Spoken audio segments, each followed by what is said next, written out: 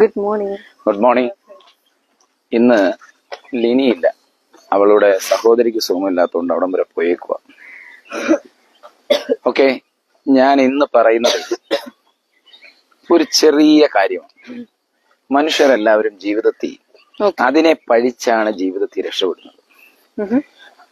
അതിന്റെ പേരാണ് ഭാഗ്യം. ഭാഗ്യമില്ലാത്തത് കൊണ്ടാണ് ഇങ്ങനെ സംഭവിച്ചത്. എനിക്ക് ഭാഗ്യമില്ല. ഞാൻ ഭാഗ്യമില്ലാത്തതുകൊണ്ടാണ് രക്ഷപ്പെടാത്തത്, ഭാഗ്യമില്ലാത്തതുകൊണ്ടാണ് ലോട്ടറി അടിക്കാത്തത്, ഭാഗ്യമില്ലാത്തതുകൊണ്ടാണ് എനിക്ക് ഗൾഫിൽ പോകാൻ പറ്റാത്തത്, ഭാഗ്യമില്ലാത്തതുകൊണ്ടാണ് നിങ്ങൾ മറ്റുള്ളവരെ പോലെ നടക്കാൻ കഴിയാത്തത്. ഇങ്ങനെയുള്ള കമ്പാരിഷൻസ് എല്ലാം വരുന്ന എവിടുന്ന? ഭാഗ്യം. അങ്ങനെ ഒരു സാധനം ഉണ്ടോ? അതോ മനുഷ്യൻ നിർമ്മിച്ചു വെച്ചേക്കുന്നതാണോ? മനസ്സിലാവുന്നോ? അത് പഠിക്കണോ? പരീക്ഷയ്ക്ക് മാർക്ക് കുറഞ്ഞാൽ അത് ഭാഗ്യമാണ് അല്ലെങ്കിൽ അഭാഗ്യമാണെന്നോ ഭാഗ്യക്കേടാണെന്നോ പറഞ്ഞിട്ട് കാര്യമുണ്ടോ? ഇല്ല. എന്നാൽ ഭാഗ്യം എന്താണെന്ന് പപ്പ പറയാം. എന്തോ ഭാഗ്യം എന്ന് പറയുന്നത്? നമ്മൾക്ക് നിർമ്മിക്കാൻ പറ്റാത്തതായ ഒരു ഫലമാണ് ഭാഗ്യം. എന്തോ? നമുക്ക് നിയന്ത്രിക്കാൻ പറ്റാത്ത, നിർമ്മിക്കാനല്ല, നമുക്ക് നിയന്ത്രിക്കാൻ പറ്റാത്ത ഒരു ഫലമാണ് എന്തെന്ന് പറയുന്നത്? ഭാഗ്യം എന്ന് പറയുന്നത്. പക്ഷേ യഥാർത്ഥത്തിൽ ഭാഗ്യം എന്താ? യഥാർത്ഥത്തിൽ ഭാഗ്യം എന്ന് പറയുന്നത് സാഹചര്യം പ്ലസ് എന്തോ? സാഹചര്യം പ്ലസ് തയ്യാറെടുപ്പ് പ്ലസ് അവസരം. എന്തോ? നിങ്ങൾ കഷ്ടപ്പെട്ടാൽ മാത്രം വരുന്ന സാധനമാണ് എന്തോന്ന് പറഞ്ഞ ഭാഗ്യം. ഭാഗ്യം അങ്ങനെ സാഹചര്യം പ്ലസ് സാഹചര്യം പ്ലസ് പിന്നെന്തായിരുന്നു പറഞ്ഞേ? തയ്യാറെടുപ്പ് പ്ലസ് അവസരം. അതായത് hi Bipin Raju, good morning. അപ്പൊ നമ്മൾ ആലോചിച്ചോണം, നമുക്കൊരു അവസരം വരുന്നു. മനസ്സിലാവുന്നോ? ഏതോ ഒരു സാഹചര്യത്തിൽ, നിങ്ങൾക്ക് സ്കൂളിൽ ഇരിക്കുന്ന സാഹചര്യത്തിൽ നിങ്ങൾക്കൊരു അവസരം വരുന്നു. നിങ്ങൾ ബസ്സിനകത്തിരിക്കുമ്പോൾ ഒരു സാഹചര്യം വരുന്നു. ഏതോ ഒരു സാഹചര്യത്തിൽ നിങ്ങൾക്കൊരു അവസരം കിട്ടുന്നു. ആ അവസരത്തിനകത്ത് നിങ്ങൾ തയ്യാറെടുക്കുമ്പോൾ നിങ്ങൾക്ക് കിട്ടുന്നതാണ്. ഇതിന്റെ മൂന്നെണ്ണോടെ ചേരുന്നതാണ് ഭാഗ്യമെന്നാണ് പപ്പ പറയുന്നത്. പറഞ്ഞോ? അന്നേരം അതിന് ഇംഗ്ലീഷിലൊരു ഒരു മൊഴിയുണ്ട്, luck is when preparation meets opportunity. എന്തോ? ലക്ക് എന്ന് പറയുന്നത് വെൻ പ്രിപ്പറേഷൻ മീറ്റ് ഓപ്പർച്യൂണിറ്റി. മനസ്സിലായോ? ഇത് ശ്രദ്ധിച്ചാൽ തന്നെ നമുക്ക് മനസ്സിലാവും എന്താണ് ലക്ക് എന്ന് പറഞ്ഞാൽ. നമ്മൾ ലോട്ടറി എടുക്കും. ആ ലോട്ടറി എടുത്ത ഒരാൾക്ക് അടിക്കും. അതിന്റെ പ്രോബബിലിറ്റി ഒക്കെ എത്രയാണെന്നറിയാം? ഒരു 60 ലക്ഷത്തിൽ അല്ലെ ഒരു 70 ലക്ഷം ടിക്കറ്റിനകത്താണ് ഒരുത്തൻ അടിക്കുന്നത്. അപ്പൊ 70 ലക്ഷത്തിൽ ഒന്ന് മാത്രമേ ഉള്ളൂ. ഹായ് ചേച്ചി, എവിടെ പോന്നു? പൊങ്കാലയാണോ? മനസ്സിലായോ? അപ്പൊ എത്ര? 70 ലക്ഷത്തിൽ ഒരാൾ അടിക്കുന്നു. അതിന്റെ പ്രോബബിലിറ്റി മനസ്സിലായോ? എന്തുമാത്രം? അതിലൊക്കെ എത്രയോ വലിയ കാര്യങ്ങളാണ് വേറെ ഉള്ളത്. അപ്പം അതിൽ ഒരുത്തൻ അടിക്കുന്നത് ഭാഗ്യമാണോ? അല്ല. ഒരുത്തൻ ഈ പറയുന്ന 70 ലക്ഷം പേരും ടിക്കറ്റ് എടുത്തു, ഏതോ സാഹചര്യത്തിൽ എടുത്തു, തയ്യാറെടുപ്പ് നടത്തി, അത് ചെയ്തു. മനസ്സിലായോ? ഞാൻ വേണം ഒന്നുകൂടെ എക്സ്പ്ലെയിൻ ചെയ്യാം. മോൻ ഇപ്പൊ കൊട്ടാരക്കര ബസ് സ്റ്റാൻഡിൽ കൂടെ ബസ്സിൽ ഇരിക്കുക. മനസ്സിലായി. മോൻ അന്നേരം തൃക്കണമംഗലം നമ്മുടെ വീട്ടിലോട്ട് വരാൻ വേണ്ടി ഒരു ബസ്സിനകത്തിരിക്കുന്നു. Otherwise you are going to Trivandrum. അപ്പൊ ഇരിക്കുമ്പോ ഒരു അമ്മച്ചി ഇങ്ങോട്ട് വന്നിട്ട്, അയ്യോ മോനെ, ഇന്നത്തെ ദിവസം ഒന്നും കഴിച്ചില്ല, ഇനി ഒറ്റ ടിക്കറ്റേ ഉള്ളു. അവരുടെ ഏറ്റവും വലിയ ഇടപാട്. ഈ ഒരു ടിക്കറ്റ് ഉണ്ടായിരുന്നു, എനിക്ക് വിറ്റിട്ട് പോയിരുന്നു. മനസ്സിലായോ? അപ്പൊ നമ്മൾ വിചാരിക്കുന്നു ഒറ്റ ടിക്കറ്റ് അല്ലേ ഉള്ളു, അതങ്ങ് എടുത്തേക്കാം, ഇനി അമ്മച്ചിയെ വിഷമിപ്പിക്കണ്ട. ഇവർക്കെല്ലാം പ്രായമുണ്ട്. ഈ ലോട്ടറി വിൽപ്പന നടത്തുന്നത് മെയിൻലി എങ്ങനെയൊക്കെയാണ്? ഒന്ന് ഹാൻഡിക്യാപ്ഡ് ആയിട്ടുള്ള, അല്ലെന്നുണ്ടെങ്കിൽ എന്തെങ്കിലും പ്രോബ്ലംസോ. കാരണം എന്താ? മനുഷ്യന്റെ ആ മെഴ്സി, കരുണയാണ് യഥാർത്ഥത്തിൽ ഇത് എന്ത് ചെയ്യണത്. ഒരു കൂട്ടം ആൾക്കാരെ വിൽപ്പന നടത്തുന്നത്, ചില ഭാഗ്യാന്വേഷികളും ഉണ്ട്. അപ്പൊ ഇങ്ങനെ മോൻ വണ്ടിയിൽ ഇരിക്കുമ്പോ ആര് വന്നു? ഒരമ്മച്ചി വന്നിട്ട്, മോളെ സുഖമാണോ? ഞായക്കൂട്ടന് സന്തോഷമായി, മോളെ ഒന്ന് വിളിച്ചു. അമ്മച്ചി സന്തോഷമായിട്ടിരിക്കുക. അപ്പൊ അമ്മച്ചിയോട് പറഞ്ഞു, മോടനെ ബാഗിൽ നീ സാധനം ഇങ്ങെടുത്ത്, മോനെ ഇത് ഒരെണ്ണം എടുക്കാവോ? കുഞ്ഞിന്റെ പഠനവുമായി ബന്ധപ്പെട്ട്. നിയമവും ഉടനെ പഠനം ചാടി വീണു. മനസ്സിലായോ? ഉടനെ നമ്മളൊരു ടിക്കറ്റ് എടുക്കുന്നു. മനസ്സിലായോ? അപ്പൊ യഥാർത്ഥത്തിൽ മോൻ ആ ടിക്കറ്റ് എടുത്തു. അതിനെന്തൊക്കെ ഉണ്ടായിരുന്നു? പൈസ കയ്യിൽ ഉണ്ടായിരുന്നു. ഇല്ലെങ്കിലോ? എടുക്കാൻ പറ്റും. അപ്പൊ ആ സാഹചര്യം അവിടെ വന്നു, ആ അവസരം വന്നു, ഒരു തയ്യാറെടുപ്പും ഉണ്ടായി. ഇത്രയും സാധനം നടന്നപ്പോഴാണ് ഒരു ടിക്കറ്റ് വന്നത്, എടുക്കാൻ തോന്നിയത്. മനസ്സിലായി? ഇതുപോലെ വിദ്യാഭ്യാസവും ഒക്കെ സ്കൂളിൽ പോണം, പഠിക്കണം, പ്രിപ്പറേഷൻ വേണം, പരീക്ഷ എഴുതണം, എന്നാലേ ജയിക്കും. ഇതുപോലെ ഈ അമ്മച്ചി പറഞ്ഞതുപോലെ നിങ്ങളുടെ അമ്മ നാണ്ട കാണാൻ വന്നിട്ടുണ്ട് കേട്ടോ.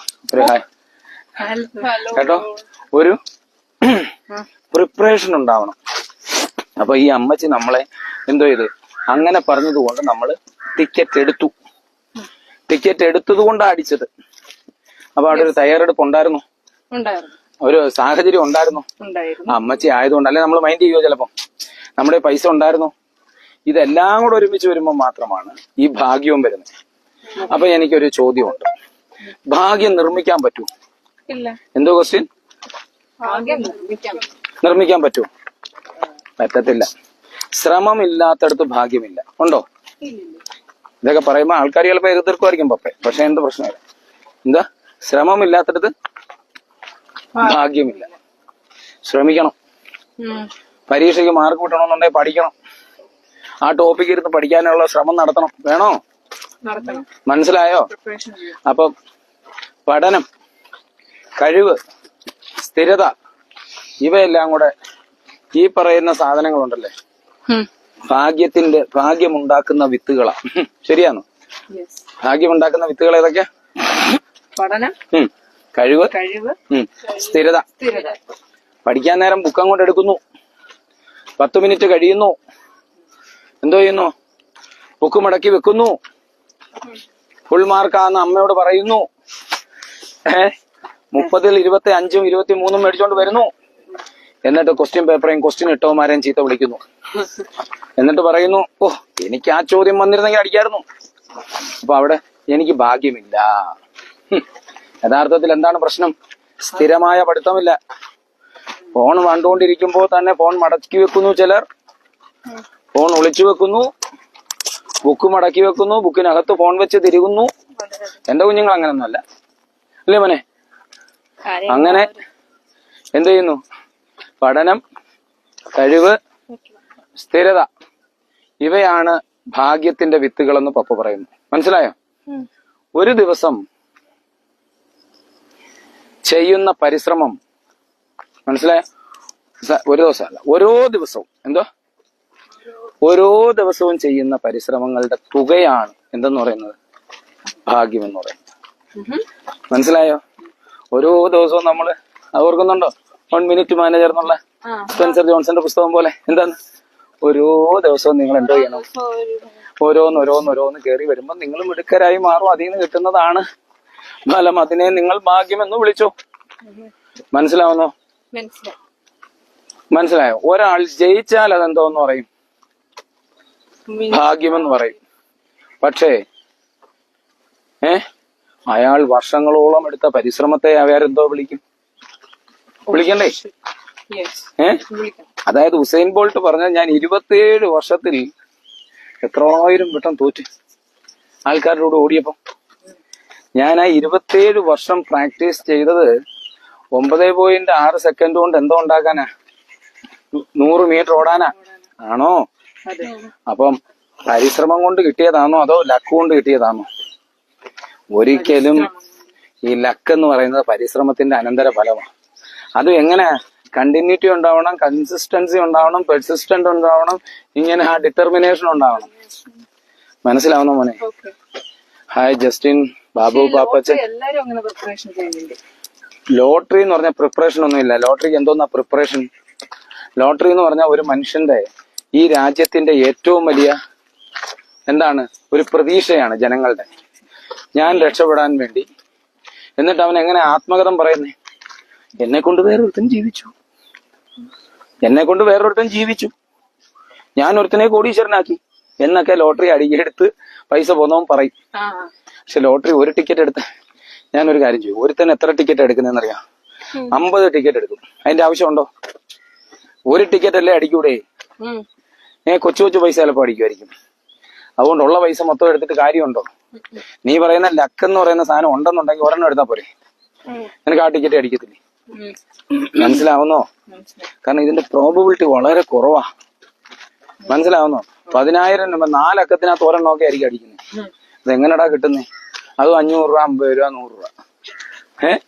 അതൊന്നും ഇതിനകത്ത് നടക്കുന്ന കാര്യമേ ഇല്ല. അപ്പം ഭാഗ്യം എന്ന് പറയുന്നത് നിർമ്മിക്കാൻ പറ്റുമോ? പറ്റിക്കോ? ഭാഗ്യം എന്ന് പറയുന്നത് നിർമ്മിക്കുന്നതാണോ? അല്ല.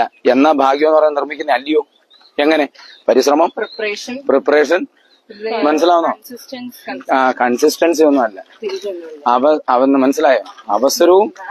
അവസരം നിങ്ങൾക്ക് ഉണ്ടാവണം, സിറ്റുവേഷൻ ഉണ്ടാവും, അതനുസരിച്ച് തയ്യാറെടുക്കണം, പ്രിപ്പയർ ചെയ്യണം. അത്രേ ഉള്ളൂ. അതങ്ങ് എടുക്കുക എന്നുള്ളതാ. ഇനി അവസരങ്ങൾ തിരിച്ചറിയലാണ് ഒരു ഭാഗ്യം എന്ന് പറയുന്നത്. മനസ്സിലായോ? ഒരിടത്ത് ഗോൾഡ് ഉണ്ടെന്ന് നമ്മൾ അറിയണം. അവസരം വേണം. ഒരു കഥ പറഞ്ഞാൽ നീണ്ടു പോകുമോ? എന്നാ പറയട്ടെ. പണ്ട് ആഫ്രിക്കയില് ഹഫീസ് എന്ന് പറയുന്ന ഒരാളുണ്ടായിരുന്നു. എന്തുവാ അതിന്റെ പേരുന്ന്? ഹഫീസ്. നല്ല മനുഷ്യൻ, വളരെ സംതൃപ്തൻ.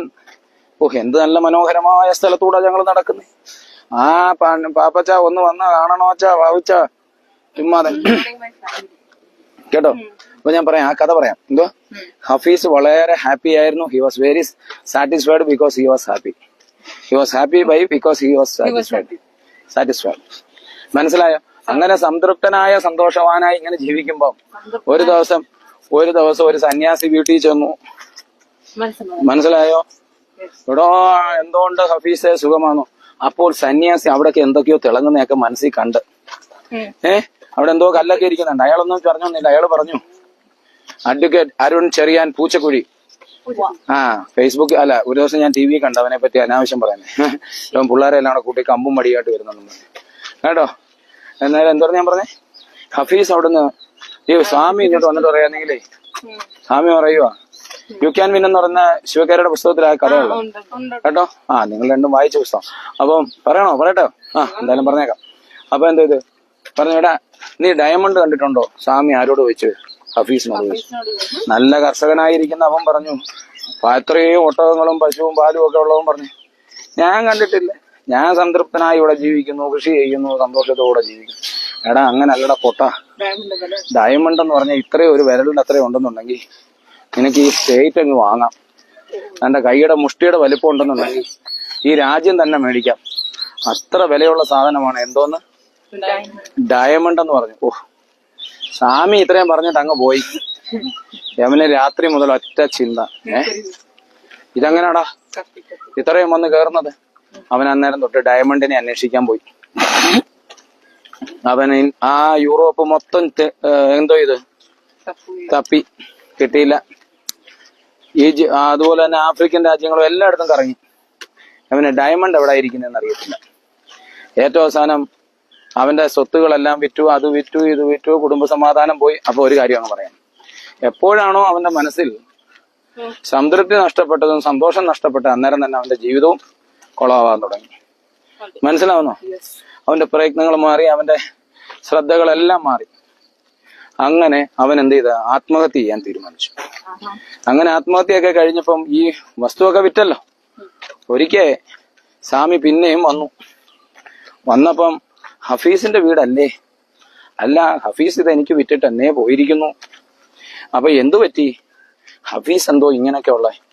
അപ്പൊ ഉടനെ സന്യാസി അവിടെ ഇരിക്കുന്ന കല്ല് കണ്ടിട്ട് ചോദിച്ചു, ഇത് എവിടുന്ന് കിട്ടി? ഇത് നമ്മുടെ ആ പശുവിനെ കുളിപ്പിക്കുന്നിടത്ത് മൊത്തം ഈ കല്ലുകളാ. മനസ്സിലായോ? രാവിലെ ഒരു ഗംഭീരമായ ഒരുത്തൻ ഇരിക്കുന്ന കണ്ടോ? മാറി നിക്കടാ വഴിന്ന്. അവന് ദേഷ്യം വന്നു കേട്ടോ. എന്താ പറഞ്ഞേ? കുറെ കല്ലുകൾ എടുത്ത് വെച്ചേക്കുന്നതാണ്. അല്ല, ഒരു കല്ല്. അന്നേരം അയാൾ പറഞ്ഞു, ഇത് എവിടെ കിടക്കുന്നു? അത് പറഞ്ഞ ആ ഒട്ടകത്തെ കുളിപ്പിക്കുന്നിടത്തും അവിടെ എല്ലാം എന്താണ്, അല്ലെ പശുവിനെ കുളിപ്പിക്കുന്നിടത്തെല്ലാം എന്തോ ഉണ്ട്. ഇഷ്ടം പോലെ ഇത്തരത്തിലുള്ള കല്ലുകളുണ്ട്. അയാൾ അവിടെ ചെന്നപ്പോ ഈ കല്ലുകൾ ഒത്തിരി ഉണ്ട്. അപ്പൊ അയാൾ പറഞ്ഞു, ഇതൊക്കെ ഡയമണ്ട്സ് ആണ്. ഇതെല്ലാം ആര് കണ്ടതാ എന്ന്? ഹഫീസ് കണ്ടതാ. അപ്പൊ നമ്മുടെ ജീവിതത്തിൽ പെട്ടെന്ന് പറഞ്ഞു തീർക്കുക. നമ്മുടെ ടോപ്പിക്കല്ല, നമ്മുടെ എല്ലാം ജീവിതത്തിൽ നമ്മുടെ മുറ്റത്ത് ഇഷ്ടം പോലെ ഉണ്ടോ? എന്തോ ഉണ്ട്, കുറേ ഡയമണ്ട്സ് ഉണ്ട്. പക്ഷെ നമ്മൾ എന്ത് ചെയ്യുന്നില്ല? ഈ ഡയമണ്ടുകളെ തിരിച്ചറിയുന്നില്ല, വീക്ഷിക്കുന്നില്ല, മനസ്സിലാക്കുന്നില്ല. മനസ്സിലായോ? അങ്ങനെ അയാൾ വളരെ കോടീശ്വരനായി മാറി. ഹഫീസ് മരിച്ചും പോയി. മനസ്സിലായോ? ഇപ്പം അവസരത്തെ തിരിച്ചറിയാതെ പറ്റിയതല്ലയോ. അപ്പൊ മൂന്നാമത്തെ പോയിന്റ് പപ്പ പറഞ്ഞു എന്താണ്? അവസരങ്ങളെ തിരിച്ചറിയണം. മനസ്സിലായോ? ഒരേ സമയം രണ്ടുപേരല്ലായിരുന്നു. ഹഫീസും മറ്റവനും എങ്ങനായിരുന്നു? ഒരുത്തനത് ഉപയോഗിച്ച് മറ്റൊരുത്തൻ എന്ത് ചെയ്തു? ഉപേക്ഷിച്ചു. ഐഡിയ കിട്ടിയോ മോനെ? മനസ്സിലായോ? ഭാഗ്യമെന്ന് വരുന്നത്, ഭാഗ്യമെന്ന് പറയുന്നത് വന്നു ചേരുന്ന മാത്രമാണോ? പിന്നോ ഭാഗ്യമെന്ന് പറയുന്നത് തിരിച്ചു പിടിക്കാനും തിരിച്ചറിയാനും കഴിയേണ്ടതാണ്. എന്തോ മനസ്സിലായോ? പഠനത്തിൽ ഒച്ചിരി ഒന്ന് പോയാൽ തിരിച്ചു വരിക. മനസ്സിലായോ? അത് ഓരോരുത്തർ ഓർത്തോളുക. ഇനി മനോഭാവത്തിന്റെ കാഴ്ചപ്പാടാ. ഇതെന്തുവാ? മനോഭാവത്തിന്റെ കാഴ്ചപ്പാടുകൂടാ. പോസിറ്റീവ് മനോഭാവമുള്ളവർക്ക് പരാജയം ഒരു പ്രശ്നമാണ്. അവൻ ഇതിനകത്ത് നിന്ന് എന്തോ ചെയ്യും? അടുത്ത സ്റ്റെപ്പ് കൂടെ പഠിക്കും. മനസ്സിലായോ? അപ്പം എന്റെ കൊച്ചുങ്ങൾ കണ്ടിട്ടില്ലയോ 30-20 മേടിച്ചോണ്ട് വന്നിട്ട് പിന്നെ എന്താ പറയും? അപ്പൊ അടുത്തതിനകത്ത് 30-31 അങ്ങ് മേടിച്ചാ കേട്ടോ എന്ന് പറയും. പണി തരത്തില്ല എനിക്ക്. എന്നാ ഓക്കെ. മനസ്സിലാവുന്നോ? നമ്മുടെ Chris, high Chris, Binu Mulamoottil, എല്ലാവർക്കും നല്ല പ്രഭാതം. Robin Raj, Sabu John. അപ്പം പോസിറ്റീവ് മനോഭാവമുള്ളവർക്ക് എന്തോ ഇല്ല, പരാജയമില്ല. നെഗറ്റീവ് മനോഭാവമുള്ളവർ അവസരത്തെ ഭയപ്പെടുന്നു. മനസ്സിലായോ? നെഗറ്റീവ് മനോഭാവമുള്ളവരുടെ പ്രശ്നം എന്തോ? അവർ അവസരത്തെ ഭയപ്പെടും. നിക്ക് ഇത് പറഞ്ഞിട്ട് അങ്ങ് പോവാം. മനസ്സിലായോ? എന്തോ ചെയ്യും? അവർ അവസരത്തെ ഭയപ്പെടും. മനസ്സിലായോ? അപ്പോ അതുകൊണ്ട് ഭാഗ്യം മനസ്സിന്റെ നിലപാടല്ല. ഇങ്ങനെ അങ്ങ് പറഞ്ഞു വെച്ചു. എന്തോ ഭാഗ്യം മനസ്സിന്റെ നിലപാടല്ല. ഭാഗ്യം മനസ്സിന്റെ നിലപാടാണോ? അങ്ങനെ ആയിരുന്നുണ്ടെങ്കിൽ പോസിറ്റീവ് ഉള്ളവൻ പോസിറ്റീവായിട്ടും നെഗറ്റീവ് ഉള്ളവൻ നെഗറ്റീവായിട്ടും പറഞ്ഞ് ഭയപ്പെടുന്ന എന്തിനാ? മനസ്സിലായോ? മനസ്സിന്റെ നിലപാടായിരുന്നുണ്ടെന്നുണ്ടെങ്കിൽ പിന്നെ എന്തിനാ ഭയപ്പെട്ടെ? ഒരുത്തൻ പോസിറ്റീവായിട്ട് എടുത്തു, ഒരുത്തൻ നെഗറ്റീവായിട്ട് എടുത്തു. അതിന്റെ ആവശ്യമുണ്ടോ മനസ്സിന്റെ? പക്ഷെ ഒരു കാര്യമുണ്ട്, ആത്മീയപരമായ ഒരു കാഴ്ചപ്പാട്. മനസ്സിലായോ? അതിനൊരു ഇമ്പോർട്ടൻസ് ഉണ്ട്. അത് പോസിറ്റീവ് സൈഡാണ്. ചിലർ ഇതിനെ ഭാഗ്യത്തെ ദൈവ അനുഗ്രഹം എന്ന് പറയും. മനസ്സിലായോ? നമുക്ക് അന്നേരം ഒരു കാര്യം ചിന്തിച്ചു നോക്കാം. ഈ ലോട്ടറി എടുത്തുകൊണ്ട് നമ്മുടെ പള്ളിയിലുള്ള 300 കുടുംബക്കാരും പ്രാർത്ഥിക്കാൻ വേണ്ടി അച്ഛന്റെ അടുത്ത് പോയി. ആർക്കടിക്കും? ഒരാൾക്കല്ലേ അടിക്കൂ. അല്ലെന്നുണ്ടെങ്കിൽ അച്ഛൻ 300 പേർക്കായിട്ട് അത് വീതിച്ചു കൊടുക്കണം. മനസ്സിലായോ? അതൊരു റിയൽ ഭാഗ്യമാണ്. അടിക്കുന്നവന്റെ ആ പൈസ എല്ലാം മേടിച്ച് എല്ലാവർക്കും കൂടെ വീതം വെച്ച് കൊടുക്കുന്ന നല്ലൊരു സംഭവമാണ്. അങ്ങനെ വീതം വെച്ച് കൊടുത്താൽ ടിക്കറ്റിന്റെ പൈസ പോലും കിട്ടത്തില്ല. മനസ്സിലായോ? ആത്മീയ കാഴ്ചപ്പാടെന്ന് പറഞ്ഞാൽ ചിലർക്ക് ദൈവാനുഗ്രഹം എന്ന് പറയും. എന്നാൽ വിശ്വാസവും ശ്രമവും ഒരുമിച്ച് നിന്നില്ലെന്നുണ്ടെങ്കിൽ ഒരു കാര്യവും ഇല്ല. എന്തോ വേണം? എന്താ? അപ്പൊ എന്താ ഞാൻ പറഞ്ഞേ? ദൈവവിശ്വാസം എന്നത് എന്താ? ദൈവാനുഗ്രഹം എന്ന് പറയുന്നത് ഒരു ഭാഗ്യമാണെന്ന് പറയുന്നവരുണ്ട്. അപ്പൊ ഞാൻ ഈ പറഞ്ഞ കാര്യം നിങ്ങൾ ചിന്തിക്കുക. എന്നാൽ വിശ്വാസവും ശ്രമവും ഒരുപോലെ ഉണ്ടെങ്കിൽ ഫലം വരും. വിശ്വസിക്കാതെ നീ എന്താ? അതുകൊണ്ടാ ജീസസ് ക്രൈസ്റ്റ് ബൈബിളിൽ പറയുന്നത്, നീ വിശ്വസിച്ചാൽ ദൈവത്തിന്റെ മഹത്വം കാണും. നീ വിശ്വസിക്കുന്നുണ്ടോ ഇതെന്നെ കൊണ്ട് പറ്റൂന്ന്? അല്ല, കൃഷ്ണൻ അർജുനോട് ചോദിക്കും, കൃഷ്ണഭഗവാൻ അർജുനോട് ചോദിക്കും, അർജുന നീ വിശ്വസിക്കുന്നുണ്ടോ? മനസ്സിലായോ? This is very important. എന്താണ്? വിശ്വസിച്ചാലേ നിങ്ങൾ എന്ത് ചെയ്യാൻ പറ്റൂ? ഇതിന്റെ ഫലം കിട്ടും. ലോ ഓഫ് അട്രാക്ഷൻ വരും. അപ്പം വിശ്വാസവും ശ്രമവും കൂടെ ചേരുന്നതാണ് ഈ ഫലം എന്ന് പറഞ്ഞത്. പക്ഷെ വിശ്വസിക്കുക, പ്രവർത്തിക്കുക. അപ്പോസ്തല പ്രവൃത്തി എത്ര? 5 എന്തോ പറയുന്നേ? നീ വിശ്വസിച്ച് അതല്ല, വിശ്വാസമില്ലാത്ത അതോ തെറ്റിപ്പോയി വാക്യം. വിശ്വാസമില്ലാത്ത പ്രവൃത്തി നിർജീവമത്രേ. മനസ്സിലാവുന്നോ? എന്ത് ചെയ്യണം? വിശ്വസിക്കുകയും പ്രവർത്തിക്കുകയും ചെയ്യണം. മനസ്സിലായോ? വിശ്വസിക്കുക, പക്ഷെ പ്രവർത്തിക്കാതിരുന്ന ഭാഗ്യം വർക്കാവൂ? ഐഡിയ കിട്ടിയോ? ഇനി പരാജയവും ഭാഗ്യവും. മനസ്സിലാവുന്നു? ഇന്ന് പരാജയം തോന്നുന്ന ഒരു സംഭവം, ഇന്ന് പരാജയം തോന്നുന്ന ഒരു സംഭവം നാളെ അത് വിജയത്തിന്റെ വഴിയായി മാറിയാൽ ആയിക്കൂടെ? ആണോ? പരാജയവും ഭാഗ്യവും തമ്മിലുണ്ട്. കാരണം എന്താ? എല്ലാരും അങ്ങനെ ആയിരുന്നു പരാജയപ്പെട്ടെടുത്തെന്ന്. അതുപോലെ തന്നെ നമ്മുടെ ഛത്തീസ്റാവൺ, അതായത് അന്ന് റോക്കറ്റ് വിട്ടപ്പം ആദ്യം തോറ്റുപോയി, രണ്ടാമത്തെ തൊട്ട് ആ മിസ്റ്റേക്ക് കൂടെ പരിഹരിച്ച് കയറിപ്പോയി. അത് ഭാഗ്യമാണോ അതോ പരാജയത്തിൽ നിന്ന് പഠിച്ചതാണോ? അത് നിങ്ങൾ ചിന്തിച്ചോ. മനസ്സിലായോ? ചിലപ്പോൾ വൈകി എത്തുന്ന വിജയം തന്നെയാണ് യഥാർത്ഥ ഭാഗ്യം. എന്താ? ഇച്ചിരി വൈകിയൊക്കെ വന്നിരിക്കും, അത് തന്നെ ആയിരിക്കും അതിനകത്ത് എന്തെന്ന് പറഞ്ഞേ. ചിലര് പറയും അത് ഭാഗ്യമാണെന്ന് വരുന്നതായിട്ട്. വൈകി എത്തുന്ന വിജയമാ. Hi Lisa, good morning, have a nice day കേട്ടോ. ഇനി ഞാൻ ഇതിൽ നിന്നൊരു സന്ദേശം തരട്ടെ.